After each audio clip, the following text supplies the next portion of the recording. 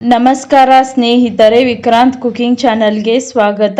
ಇವತ್ತಿನ ವಿಡಿಯೋದಲ್ಲಿ ಜೋಳದ ರೊಟ್ಟಿ ಜೊತೆಗೆ ಪುಂಡಿ ಪಲ್ಯವನ್ನು ಹೇಗೆ ಮಾಡೋದಂತ ನೋಡ್ಕೊಳ್ಳೋಣ. ಇದು ತುಂಬ ರುಚಿಯಾಗಿ ಆಗತ್ತೆ, ಹಾಗೆ ತುಂಬ ಈಸಿ ಕೂಡ ಮಾಡೋಕೆ. ರೆಸಿಪಿ ಸ್ಟಾರ್ಟ್ ಮಾಡೋಕ್ಕಿಂತ ಮುಂಚೆ ಯಾರೆಲ್ಲ ನನ್ನ ಚಾನಲ್ನ ಸಬ್ಸ್ಕ್ರೈಬ್ ಮಾಡ್ಕೊಂಡಿಲ್ಲ ಪ್ಲೀಸ್ ಸಬ್ಸ್ಕ್ರೈಬ್ ಮಾಡ್ಕೊಳ್ಳಿ, ಹಾಗೆ ಲೈಕ್ ಶೇರ್ ಕಮೆಂಟ್ ಮಾಡಿ ಸಪೋರ್ಟ್ ಮಾಡ್ತಾ ಇರಿ. ಇವಾಗ ರೆಸಿಪಿ ಸ್ಟಾರ್ಟ್ ಮಾಡೋಣ.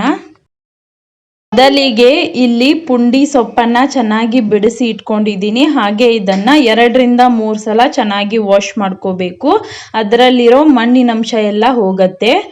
ಇವಾಗ ಇದನ್ನು ನಾನು ಚಿಕ್ಕದಾಗಿ ಕಟ್ ಮಾಡ್ಕೊಳ್ತಾ ಇದ್ದೀನಿ. ಹಾಗೆ ಒಂದು ಪಾತ್ರೆಯಲ್ಲಿ ನೀರನ್ನು ಸಹ ಕಾಯೋಕೆ ಇಟ್ಟಿದ್ದೀನಿ. ಇದನ್ನು ನಾವು ನೀರಿಗೆ ಹಾಕಿ ಬೇಯಿಸ್ಕೋಬೇಕಾಗತ್ತೆ. ಇಲ್ಲಿ ನೀರು ಕೂಡ ಚೆನ್ನಾಗಿ ಕಾದಿದೆ.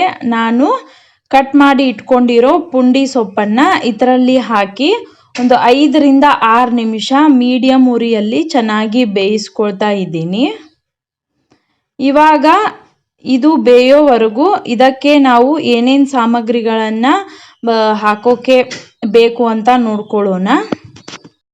ಇಲ್ಲಿ ನಾನು ಒಂದು 4 ಗಂಟೆ ಮುಂಚೆನೇ ಜೋಳದ ನುಚ್ಚನ್ನು ನೆನೆ ಹಾಕಿ ಇಟ್ಕೊಂಡಿದ್ದೀನಿ. ಹಾಗೆ 4 ಮೆಣಸಿನ್ಕಾಯಿ, ಒಂದು 4 ಬೆಳ್ಳುಳ್ಳಿ ಹೆಸರನ್ನು ಜಜ್ಜಿ ತಗೊಳ್ತಾ ಇದ್ದೀನಿ. ಹಾಗೆ ಒಂದು 2 ಚಮಚದಷ್ಟು ಶೇಂಗಾವನ್ನು ತರಿಯಾಗಿ ಜಜ್ಜಿ ತಗೋಬೇಕು. ಇಲ್ಲಿ ಪಲ್ಯ ಕೂಡ ಚೆನ್ನಾಗಿ ಬೆಂದಿದೆ, ನೋಡ್ತಾ ಇರ್ಬೋದು ನೀವು.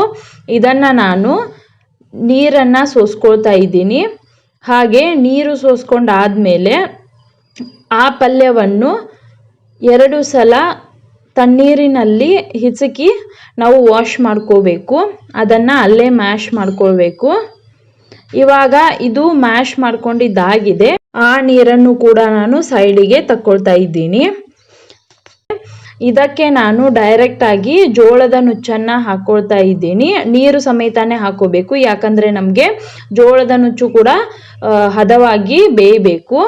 ಇದನ್ನು ಲೋ ಫ್ಲೇಮ್ನಲ್ಲಿ ಬೇಯೋಕೆ ಇಟ್ಟು ನಾವು ಮೆಣಸಿನ್ಕಾಯಿ ಬೆಳ್ಳುಳ್ಳಿ ಜಜ್ಕೊಂಡಿರ್ತೀವಲ್ಲ ಅದನ್ನು ಹಾಕಬೇಕು. ಹಾಗೆ ಜೀರಿಗೆಯನ್ನು ಕುಟ್ಟಿ ಹಾಕ್ಕೊಳ್ಬೇಕು. ಶೇಂಗಾವನ್ನು ಕೂಡ ತರಿಯಾಗಿ ಕುಟ್ಟು ಹಾಕ್ಕೊಂಡಿದ್ದೀನಿ. ಹಾಗೆ ಒಂದು 4-5 ಎಸಳು ಬೆಳ್ಳುಳ್ಳಿಯನ್ನು ಚೆನ್ನಾಗಿ ಜಜ್ಜಿ ಹಾಕ್ಕೊಳ್ತಾ ಇದ್ದೀನಿ. ಇದಕ್ಕೆ ಇವಾಗ ನಾವು ನೀರನ್ನು ಹಾಕ್ಕೊಳ್ಬೇಕು.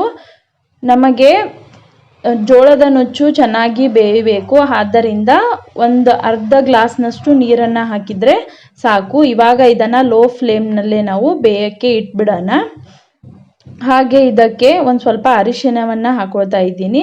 ಹಾಗೆ ರುಚಿಗೆ ತಕ್ಕಷ್ಟು ಉಪ್ಪನ್ನು ಹಾಕಿ ಒಂದು ಸಲ ಮಿಕ್ಸ್ ಮಾಡ್ಕೊಳ್ತಾ ಇದ್ದೀನಿ. ಇದನ್ನು ನೀವು 10ರಿಂದ 15 ನಿಮಿಷ ಚೆನ್ನಾಗಿ ಬೇಯಿಸ್ಕೋಬೇಕು, ಆವಾಗ ಮಾತ್ರ ಅದು ಚೆನ್ನಾಗಿ ಬೇಯತ್ತೆ. ಇದನ್ನು ನಡುವೆ ಹೀಗೆ ಮಿಕ್ಸ್ ಮಾಡ್ಕೊಳ್ತಾ ಇರಬೇಕು, ಇಲ್ಲ ಅಂದರೆ ಅದು ಪಾತ್ರೆಗೆ ಅಂಟುಕೊಳ್ಳುತ್ತೆ. ಇಲ್ಲಿ ನೀವು ನುಚ್ಚಿನ ಬದಲು ಸಣ್ಣ ರವೆಯನ್ನು ಕೂಡ ಹಾಕ್ಕೊಳ್ಬೋದು. ಅದನ್ನು ನೆನೆಸೋ ಅವಶ್ಯಕತೆ ಇಲ್ಲ, ಡೈರೆಕ್ಟಾಗಿ ಹಾಕ್ಕೊಳ್ಬೋದು. ಹಾಗೆ ಸ್ವಲ್ಪನೇ ನೀರನ್ನು ಹಾಕ್ಕೊಂಡು ಬೇಯಿಸ್ಕೊಳ್ಬೋದು. ಇದನ್ನು ಇವಾಗ ನೋಡ್ತಾ ಇರ್ಬೋದು ನೀವು, ಚೆನ್ನಾಗಿ ಬೇಯಿಸ್ಕೊಂಡಿದ್ದಾಗಿದೆ. ಇದು ಒಂದು ಸ್ವಲ್ಪ ಗಟ್ಟಿಯಾಗಿ ಆಗಿದೆ. ಇಲ್ಲಿ ನುಚ್ಚು ಕೂಡ ಹದವಾಗಿ ಬೆಂದಿದೆ. ನಾನು ಗ್ಯಾಸ್ ಆಫ್ ಮಾಡ್ಕೋಕ್ಕಿಂತ ಮುಂಚೆ ಇದಕ್ಕೆ 1 ಚಮಚದಷ್ಟು ಎಣ್ಣೆಯನ್ನು ಹಾಕ್ಕೊಳ್ತಾ ಇದ್ದೀನಿ. ಹಾಕ್ಕೊಂಡು ಗ್ಯಾಸ್ ಆಫ್ ಮಾಡ್ಕೊಳ್ತಾ ಇದ್ದೀನಿ. ಇದನ್ನು ನೀವು ಬೆಳಗ್ಗೆ ಮಾಡಿ ಇಟ್ಟು ರಾತ್ರಿ ಕೂಡ ತಿನ್ಬೋದು. ಇದು ಇಟ್ಟು ತಿಂದಷ್ಟು ರುಚಿಯಾಗಿ ಇರುತ್ತೆ. ಇದಕ್ಕೆ ನೀವು ಜೋಳದ ರೊಟ್ಟಿಯನ್ನು ಕಾಂಬಿನೇಷನ್ ಆಗಿ ತಿಂದರೆ ತುಂಬ ರುಚಿಯಾಗಿರುತ್ತೆ. ಇವತ್ತಿನ ಪುಂಡಿ ಪಲ್ಯ ರೆಸಿಪಿ ನಿಮಗೆ ಇಷ್ಟ ಆಗಿದ್ದಲ್ಲಿ ಒಂದು ಲೈಕ್ ಶೇರ್ ಕಮೆಂಟ್ ಮಾಡಿ, ಹೀಗೆ ಸಪೋರ್ಟ್ ಮಾಡ್ತಾ ಇರಿ. ಸಿಗೋಣ ಮುಂದಿನ ವಿಡಿಯೋದಲ್ಲಿ. Thanks for watching. ಬಾಯ್.